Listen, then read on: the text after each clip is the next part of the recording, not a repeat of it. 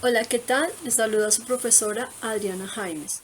Para la clase de historia, en el día de hoy vamos a ver el tema de la regeneración.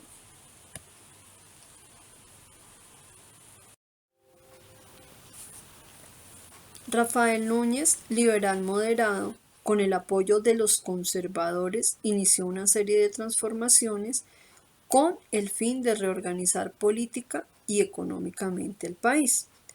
Una de ellas fue la redacción de la Constitución de 1886, que fue el reemplazo de la Constitución de 1863, que era la de los Estados Unidos de Colombia, y dio fin al federalismo.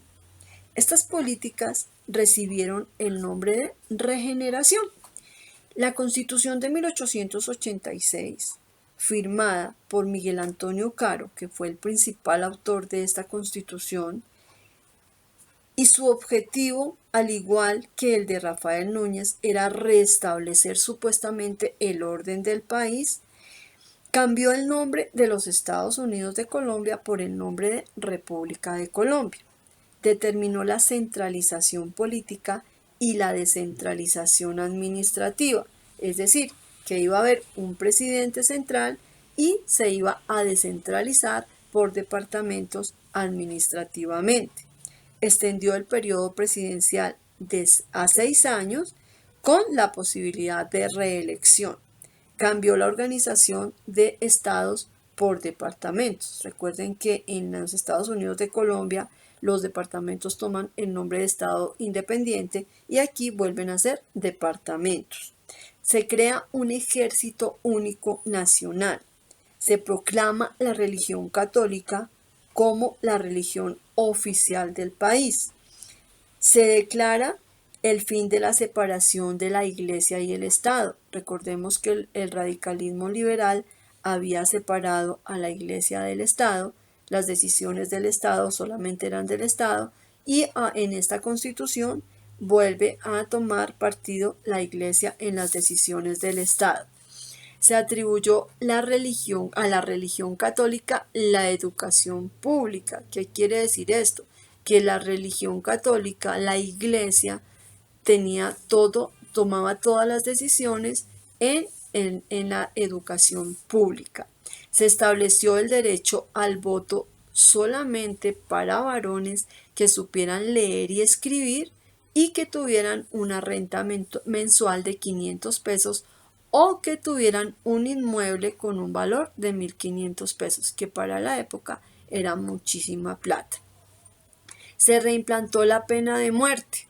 Los radicales liberales habían abolido la pena de muerte y aquí en esta Constitución volvieron a implantar la pena de muerte en nuestro país. Se limitó la libertad de prensa. ¿Qué pasaba? En la prensa no podía publicar lo que quisiera, sino que todo debía llevar una revisión por parte del gobierno. Se definió que la elección de los gobernadores estaría a cargo del presidente y que estos a su vez elegirían a los alcaldes.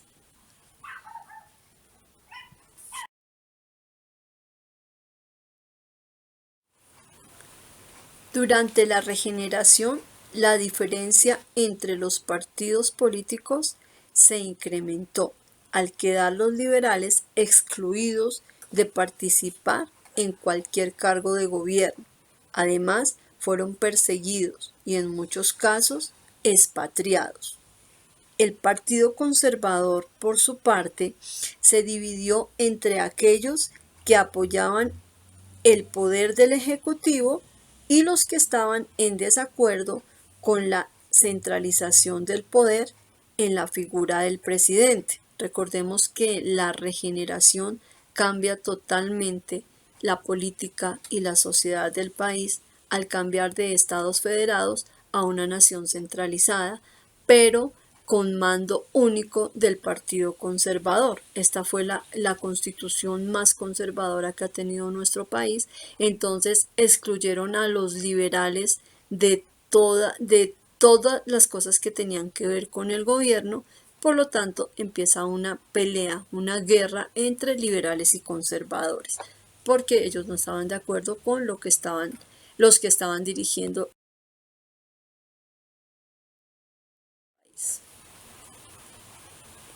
En cuanto a la economía, durante la regeneración, la agricultura continuó siendo la base de la economía, la industria no fue impulsada y por tanto no se desarrolló la clase burguesa en nuestro país en ese momento.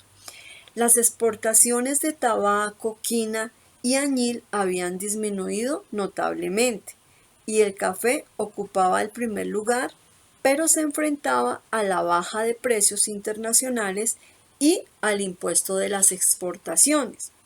Las importaciones superaron las exportaciones y los impuestos de aduanas, es decir, que lo que se cobraba por el ingreso de las mercancías no eran suficientes para superar la crisis fiscal.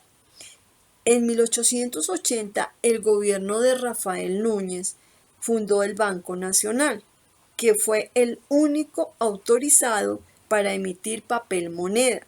Con la crisis y los gastos militares que ocasionó la Guerra de los 1000 días, el gobierno autorizó la continua emisión de papel moneda, lo que generó inflación por primera vez en nuestro país.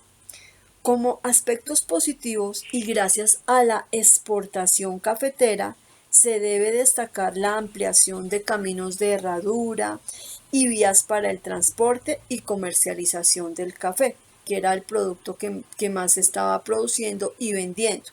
Se continuó con la construcción de ferrocarriles, aunque no de forma constante por la cantidad de guerras civiles que habían, por los desacuerdos que habían entre los partidos.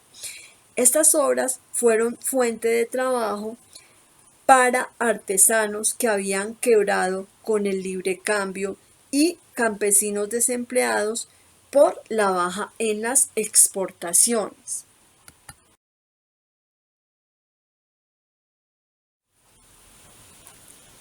Hacia 1890, el país tenía una población que no sobrepasaba los 4 millones de habitantes y la mayoría se ubicaban en las zonas rurales. Las ciudades pequeñas no contaban ni con energía eléctrica, ni acueducto, ni mucho menos alcantarillado. En el campo de la salud, la falta de recursos y el constante enfrentamiento político no permitió avances significativos. A través de investigaciones y jornadas de vacunación, se trató de controlar algunas enfermedades como la viruela y el cólera, que eran muy comunes en esta época debido a las condiciones de insalubridad que tenía la sociedad.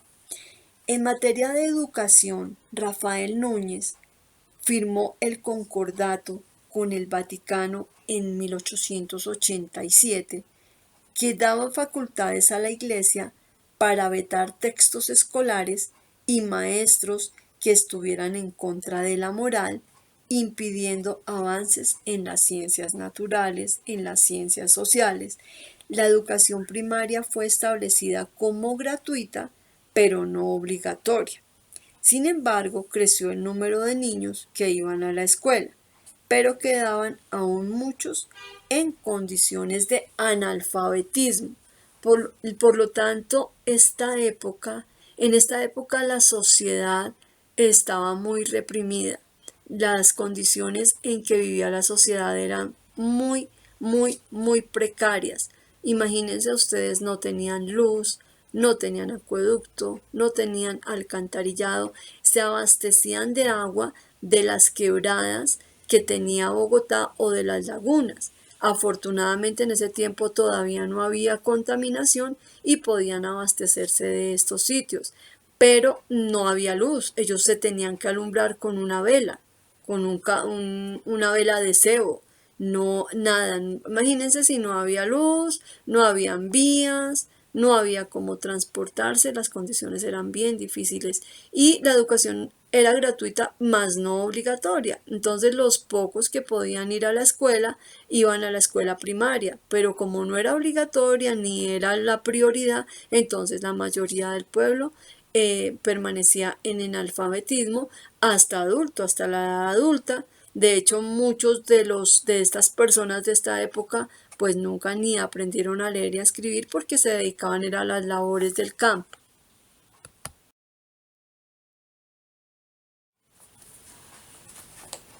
Bueno, niños, espero que les haya quedado claro el tema. Es uno de los temas importantes en nuestra historia de Colombia. Ya terminamos la época de los Estados Unidos de Colombia. Entonces, 1886 con la regeneración hay un nuevo cambio en el país que tampoco fue muy positivo para Colombia. Muchísimas gracias.